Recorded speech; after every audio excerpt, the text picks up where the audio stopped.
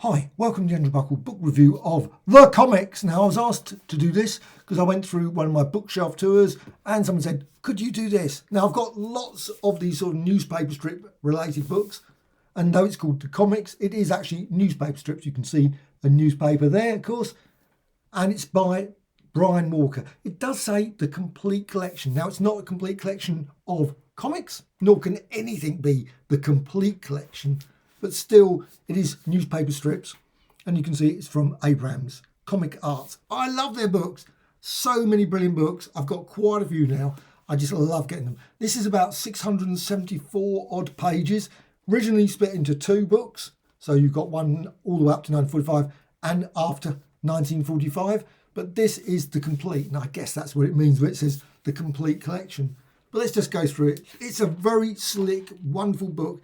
Now, if you're looking for newspaper strips from Japan, Latvia, etc., New Zealand, UK, you're not going to get it. This is USA, all the way through. And, well, there's probably a few minor examples in here of British ones. I don't know, but certainly I haven't found them.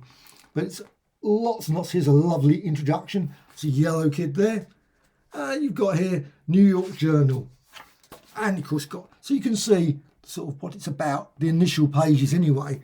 There's Buster Brown there. But the thing is, of course, there's lots of other books similar. Lots of these, not as many as there should be. I think there should be a lot more. I would love to see a lot more with collections. I've got a few, a fair number. But the thing about this book, it does it really by decades and by artists. So you've got here, there you got that one here, and you can see some brilliant artwork again. Then let's just go through again. Here's another one. So you see Jimmy Swinnerton there, and this one, I mean, some of them I've never heard of. Our Tigers Go Abroad. Very, very nice. Of course, Little Nemo, ever. You can see the size of it. Now, it's not as big, I don't think. I don't know, I'm just looking at the Taschen book. I don't think it's the same size.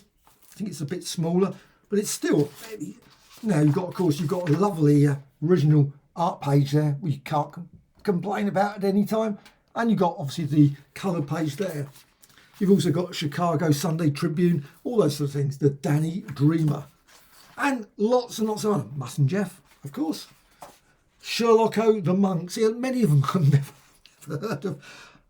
So, Sherlocko the Monk, The Adventure of the Vanishing Fish. That's very odd, isn't it, that one? This is Gus Mager. So you've got a little bit of about the artist. Now, this may be, and I don't know, maybe I will stand corrected, maybe there's a book about Gus Mager somewhere. But there's probably not many books about some of these artists in here. So you've got Peter Rabbit by Harrison Cady there. So you can see just about make his name out there. Peter Rabbit. And then you go into, obviously, 1930s, 1940s. You've got here Cliff Sterrett. Got some more examples there. Again, lots and lots of these brilliant strips. Great sort of history of sort of that period. Really captures that sort of Ellie Cinders. You can see there another one. Just beautiful, really crisp, really sharp artwork. I mean, it's really, really brilliant. This one, I love this. This is obviously from a newspaper. This one here is Oklahoma News. So you've got an example there. I mean, just absolutely glorious. So, of course, you're not getting the full story. You're not getting every single possible strip, but you're getting lots and lots of examples of lots. Now, I guess there must be lots missing as well. There's no way it could be every single possible strip. I'd be very surprised, but it's Little Orphan Annie, of course. Of course, IDW brought out loads of those collections. Roy Crane, just again, obviously some artists get more, some artists get a lot less. You've got that, Tarzan. Again, you've got another brilliant page there, which is just great. E.C. Seeger, obviously Popeye, absolutely glorious. And you've got like 1920s one. It does that all 1930s. I sort of stand corrected. 1920 Gags and Gals. So you've got that just beautiful bit of artwork there. And it's really crisp. I think absolutely fine. You've got the stories over here. Probably the black and white often, of course, is cleaner than the colour ones.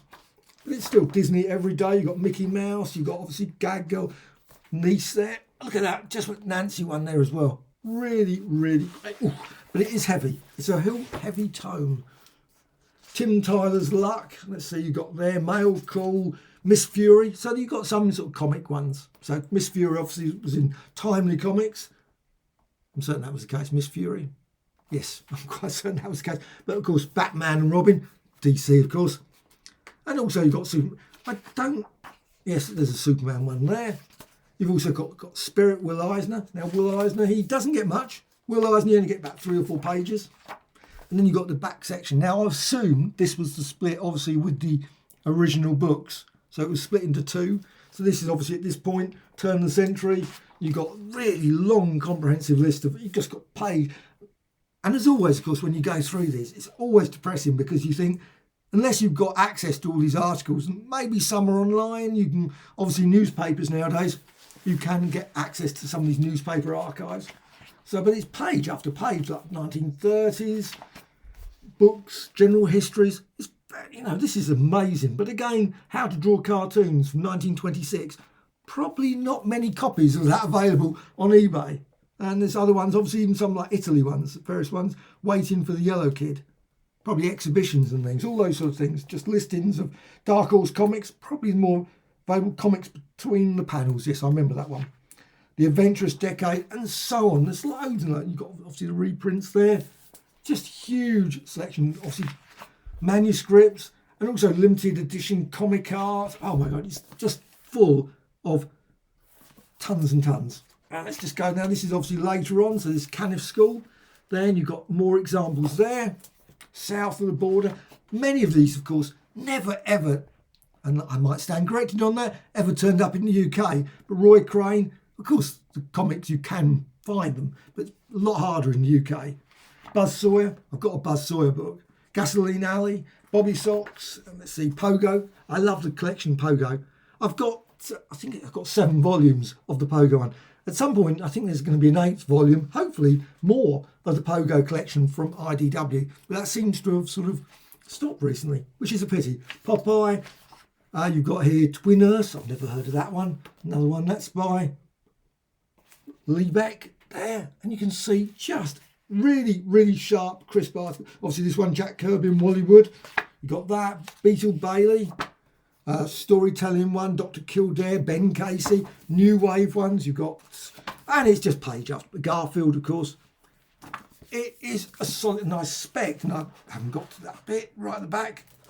No, that's it. No, that does weirdly, all the various references all going through it. There's, oh, no, there is. I was going to say that's a bit weird. I was certain I was very surprised if at the back of it you got like 70s. So again, you've got a long list of all these things like the Pogo one, 80s, reprints, again, thousands of books. And you've got a massive index at the back, which is very handy because there's so many wonderful, wonderful cartoon strips in this. Alex Raymond, of course, and so on. This is a real thick, massive tome. And I was looking online, and you can find copies of this reasonably priced. And I think they're great because sometimes you get these sort of newspaper strip books. Sometimes you look at them and think, oh, they're quite expensive. They're very hard because they came out in the 70s, maybe 80s. But this one's a fairly recent. I think I'm not going to, haven't said the date. Let's have a look at the date. It's 2011, it's got here. First published in 2 volumes, 2002, 2004. Comics before 1945 and comics since 1945. So if you're going to go get those ones, that's not the ones. You should get this one, the complete collection. And this edition published in 2011 by Abrams, etc., etc. So this one, well, I think this is just an amazing book. I love these books. May they bring out many more superb collections of these sort of books because they're great. And the comics, and you can see, like I say, newspaper strips, the complete collection, Brian Walker. I don't know what someone always asks. They always say, what's the ISBN number or something? I go, I have no idea. And of course, the ISBN number is in here probably somewhere. And you can see there, you can see the details there of the ISBN number. So if you want to find it using that, there's much better thing. You can see there's the content. So you can see the periods it goes through, got introduction, comics since, etc. Just a super impressive book. This is a gem to get. For anyone that's into comic books, comic strips, newspaper strips, this is a must-have as far as I'm... Of course, I'm certain people turn around and say, oh, but it duplicates the material from X, Y, Z or whatever. I don't know. Without comparing other ones, I must admit, very rarely go through that sort of thing. So it's possible there may be some overlap. I don't know. But I must admit, I found this very impressive. impressive book, and it's the sort of one I love dipping into. So you can, I'm not saying go in here and you think, oh, I must read this or that, but it's nice just to say pick up and read about Kids and Dogs there, Dondi, and then say Mort Walker, and just read sort of all the cartoons and strips that he's done. I mean, that's just great. Look at that beautiful artwork there. I always love that sort of illustration there. Beetle Bailey, of course, those sort of things. Not many examples of Beetle Bailey, a few, 3 or 4 pages, but still absolutely beautiful artwork. Of course, Peanuts, those sort of things. So they're just great for just dipping into more than, unless you want to read it, of course, all the way through. I'm certain some people will, but certainly for myself, I normally just dip into these sort of books and think, oh, that's interesting. I must get maybe another book on that subject. Still, fascinating, really heavy chunky, and my arms are getting quite heavy by just holding that. So hope you found that of interest. Please put in the comments below if you've got any sort of questions about the book. I think it's great, but do you like the book? If you bought the book, do you think it's brilliant?